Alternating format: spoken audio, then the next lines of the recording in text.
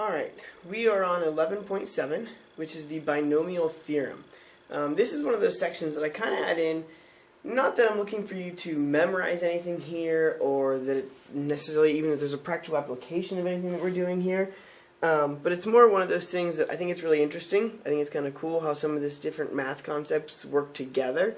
And it might be useful if you're going on to pre-calc or even calculus one day, because this kind of shows how to expand certain types of binomials. So I do think there is some practical application to it in the math world. So if you're looking to move on in mathematics, this is something that you may be using one day. So first we're going to talk about Pascal's triangle, because there is some practical application. Well, we're going to directly use Pascal's triangle with our binomial theorem. So Pascal's triangle is a triangular array of numbers such that the n plus 1 row, so that particular row, is the coefficient of the terms of the expansion x plus y to the n power. Now, what that means is, for right now, all I want you to recognize is what Pascal's triangle actually is. This is the definition of it. Pascal's triangle starts with the row 1. So row number 1 is just the number 1. Row number 2 is just, again, 2 ones. Now, here's where it kind of gets interesting. Row 3 starts with a 1. You add these two to get a 2, and then it has another 1. Then when I move on to row 3, so I've got to go this way. Yours goes down, mine goes this way. Again, it starts with a 1. Then I add the 1 and the 2 and get a 3. I add this 1 and a 2 and get a 3. And then I get another 1. So you're adding the terms above it to get the new terms. So then we have row 4. Again, start with a 1. 1 and 3 is 4. 3 and 3 is 6. 3 and 1 is 4. And then another 1. Notice it repeats itself. It kind of goes up, hits a middle point, and then goes back down again. So it's always going to do that. So then we have row 5. Again, start with a 1. 1 and 4, 5.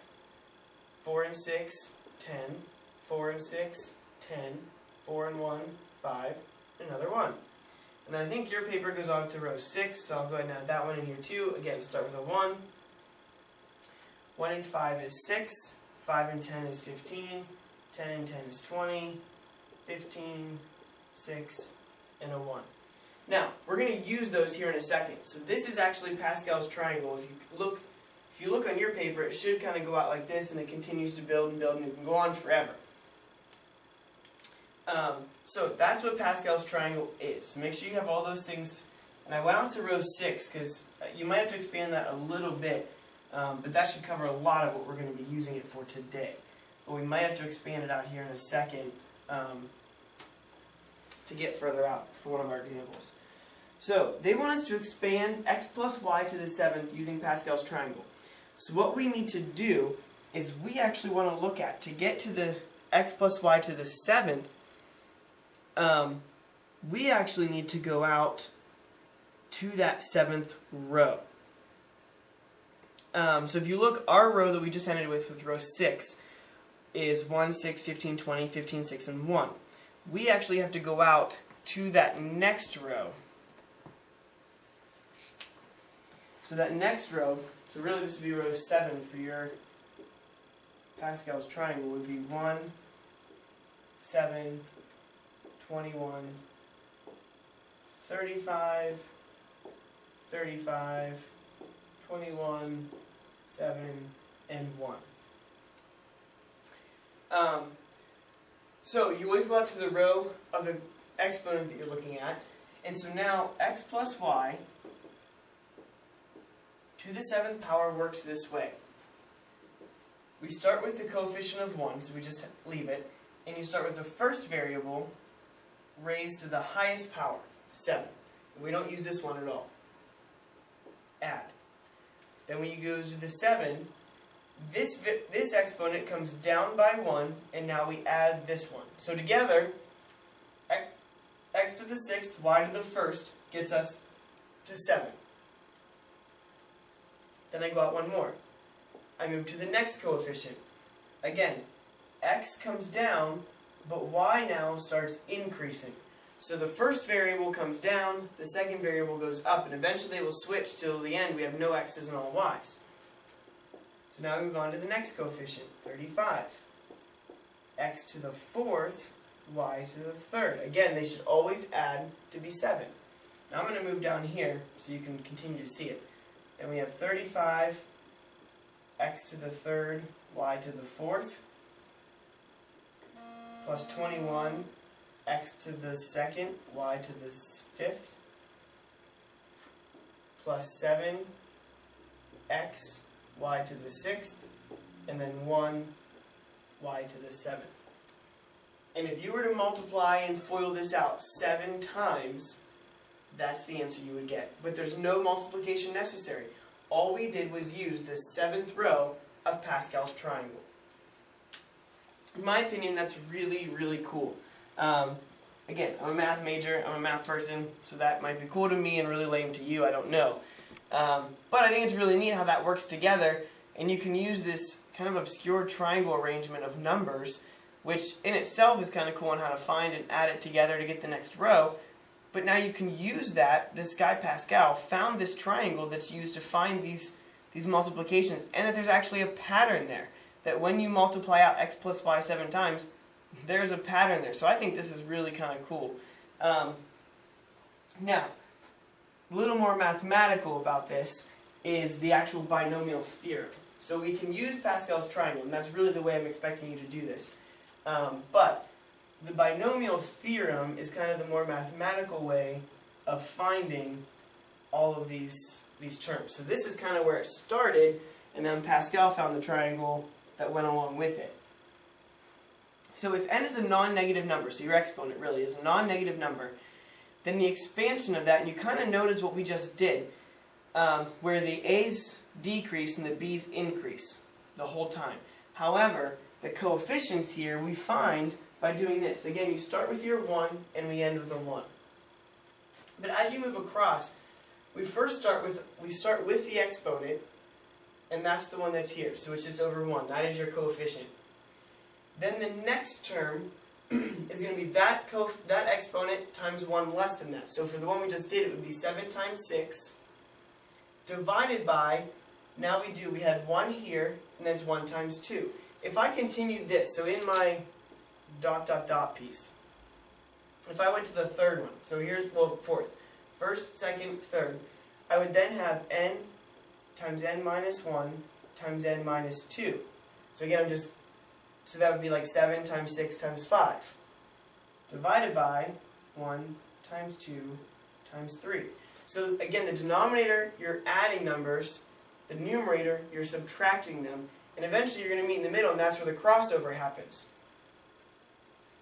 And then you would add, so that's the next term, then you would go n times n minus 1 times n minus 2 times n minus 3, all over 1 times 2 times 3 times 4, ...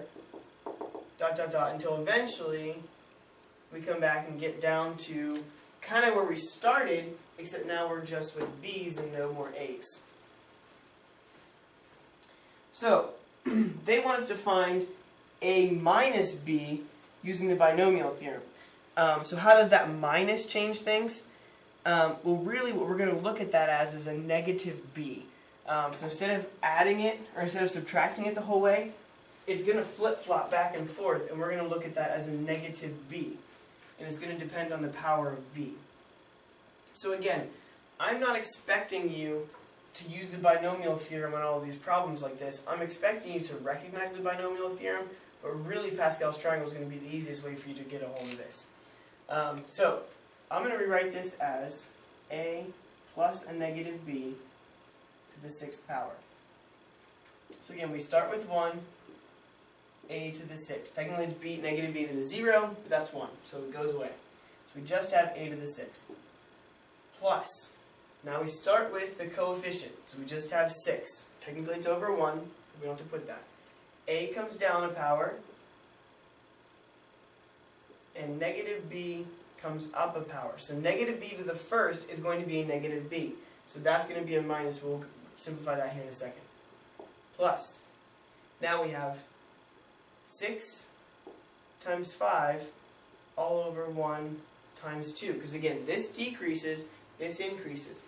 And then we have a to the fourth negative b squared. That'll go away. Plus 6 times 5 times 4 all over 1 times 2 times 3. A to the third negative b to the third. 3 plus 3 is 6. Plus 6 times 5 times 4 times 3 all over 1 times 2 times 3 times 4. A squared negative b to the fourth. 2 more terms before we can start simplifying. So now you have 6, 5, 4, 3, 2 all over 1, 2, 3, 4, 5. Notice these are going to start to cross out. So we're left, really, this is back to our 6th term. A to the first, negative b to the fifth. And then we just have 1, negative b to the sixth. So let's go through now and simplify all of this. So 1a to the sixth is just a to the sixth. Now this negative is going to stay, so really it's going to become minus 6a to the fifth b. So that's how I'm going to simplify all those negative b's, is determining, does the exponent square it away, or is it going to stay negative? This one stayed negative. Plus, now 6 times 5 is 30, divided by 2 is 15. If you look on Pascal's triangle, it goes 1, 6, 15. Now the negative here will be squared away, so it stays positive, a to the fourth b squared. Then down here, our next one, here, now you can kind of do this a couple of different ways. 2 times 3 is 6, so really this whole thing cancels with this whole thing, and I just get 5 times 4, which is 20. A to the third. Now this time the b doesn't cancel off, so this actually is a negative b to the third. Now we can really start to cancel things out. The 3 and the 3 will cancel, the 4 and the 4 will cancel, the 2 will cancel with the 6 and make it a 3. 3 times 5 is 15. So now on Pascal's triangle, notice we're going back down again. A squared b to the fourth. And then notice your signs are alternating, so this is going to become a negative. The 2's will cancel, the 3's will cancel, the 4's will cancel, the 5's will cancel. We're just left with the 6. A, b to the fifth. And then we have a positive b to the sixth. And again, that's the binomial expansion of a minus b to the sixth. It seems like a lot of work, especially when you have Pascal's triangle. However, it's a whole lot less work than multiplying this out 6 different times and adding all the combined terms and trying to figure out what cancels and what doesn't. This, I mean, so as tedious as this seems, it really is kind of a neat concept, and it is a lot less than what you would do if you're actually expanding it. So the fact that somebody could come up with this to observe the way that that foiled out and multiplied out and be able to discover this, I think is really kind of a cool thing. Alright, factorials. This may be something that you are or are not aware of. I'm not sure if it's something we've talked about in the past or not. The factorials are just, they look like an exclamation point. So it is an exclamation point. So the factorial means that you take that number. So for instance, if I said 6 factorial, it doesn't mean you shout 6. What it means is you take that integer, the product of an integer, and all integers less than that number. So you take 6 times 5, oops, apparently I can't count because I went to 2, times 4, times 3, times 2 times 1. And then you don't go to 0 because now anything times 0 is 0, so it doesn't make sense. So it says 6 factorial is 6 times 5 times 4 times 3 times 2 times 1. And then you get a number with that. So we have to multiply that out now. But that's really what that means you're doing. So we're going to go ahead and take a look at evaluating 8 factorial divided by 3 factorial times 5 factorial. Now, factorials get very big very quickly. So if you have something like this, 8 factorial is going to be really large because it's 8 times 7 times 6 times 5 times 4, 3, 2, 1. All over 3 factorial, which is 3 times 2 times 1, times 5 factorial, which is 5 times 4 times 3 times 2 times 1. Now notice, because this is all multiplication, we can cancel out. So this whole factorial here cancels out 5 and below up here. Those are all the same. Now 3 times 2 is 6, so that cancels, and we're really just left with 8 times 7, which is 56. So very conveniently, a lot of that canceled out and just gave us 56. Otherwise, it could have been a very, very large number. So your homework is 11 through 20 on page 667, and then also 27 and 28. If it says to use Pascal's triangle, use Pascal's triangle. If it says to use the binomial theorem, I would like you to try to use the binomial theorem. So, okay, you can check your work with the Pascal's triangle, but please try and write out all those terms for the binomial theorem the way I did it, and just try your best on that. Again, I'm not looking for a lot of comprehend.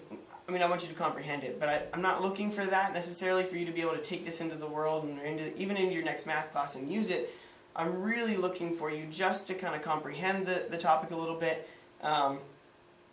you know, and just to gain some appreciation for some of the, I hate to call it a coincidence, but just some of the coincidences that exist in mathematics and just the inner workings of some really cool topics.